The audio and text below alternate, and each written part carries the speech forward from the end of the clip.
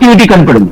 ఈ కనపడ్డ వరకు ఏంటంటే కామన్ తెలుగుదేశం ఓటర్ అప్పటిదాకా నరేంద్ర మోడీ ఇచ్చినటువంటి వారు ఇప్పుడు ఏమనుకుంటారంటే నరేంద్ర మోడీ ద్వారా మనం ఏదో కొంత ప్రయోజనం పొందుతున్నాము అని చెప్పేసి వాడు న్యూట్రల్ అవ్వడానికి. రెండోది ఏంటంటే ఈ మీడియా ద్వారా కొంత ఏదో యాంటీ కాంగ్రెస్ వైపు నుంచి వెళ్ళేటువంటి యొక్క ఆకర్షణ శక్తి అనేటువంటిది ఇటువైపు వెళ్ళడానికి కానీ న్యూట్రల్ గా ఉండడానికి ఆస్కారం ఉంటుంది అనేటువంటి ఉద్దేశంలో మాత్రమే భారతీయ జనతా పార్టీ టీడీపీతో పొత్తు పెట్టుకుంది అని నేను అనుకుంటా. అసలు నేను ఇంత చెప్పడానికి కారణం ఏంటంటే వాళ్ళు ఎక్కడ కూడా అంటే నేను గతంలో చంద్రబాబు నాయుడు తిట్టినట్లుగా విమర్శలు చేసినట్లుగా ఈ యొక్క అమిత్ షా కానివ్వండి, నరేంద్ర మోడీ కానివ్వండి, జగన్ పట్ల వాళ్ళ యొక్క వైఖరి ఆ విధంగా అయితే కనపడలేదు.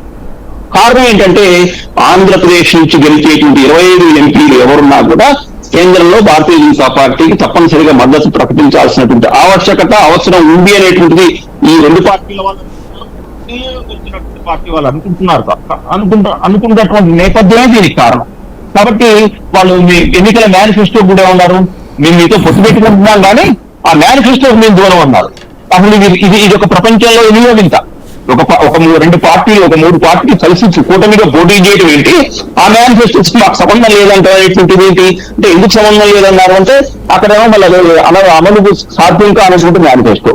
ఈ అమలు సాధ్యం కాని మేనిఫెస్టో అప్పుడు మళ్ళీ మీరు బయటకు రావచ్చు కదా అంటే బయటకు వస్తే రాజకీయ సమీకరణాలు ఏం మారతాయో అంటే ఎవరికి ఉండాల్సినటువంటి భయం వాళ్ళకుంది, ఎవరికి ఉండాల్సినటువంటి ఆందోళన వారికి ఉన్నప్పుడు ఏమవుతుందంటే కొంత కాంప్రమైజ్ కనపడుతుంటారు.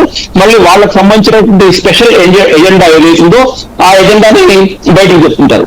స్థూలంగా నాకు అర్థమైనంత వరకు నరేంద్ర మోడీకి సంబంధించినంత వరకు ఆంధ్రప్రదేశ్ రాజకీయాల వరకు ఇది అనేటువంటిది నేను భావిస్తున్నాను. రైట్. ప్రస్తుతం మనతో పాటు వైఎస్ఆర్ కాంగ్రెస్ పార్టీ నుండి చుండూరు సుందరరామ శర్మ జాయిన్ అవుతున్నారు. చిన్న పొరపాటు జరిగింది, చిన్న సంవత్సరం గారు. చుండూరు సుందరరామ శర్మ గారు, శర్మ గారు ఈవేళ వైఎస్ఆర్ కాంగ్రెస్ పార్టీకి బై చెప్తున్నారు నరేంద్ర మోడీ గారు రాజంపేట సభలో. సిద్ధమవుతున్నదా, ప్యాక్ చేసుకుంటున్నారా?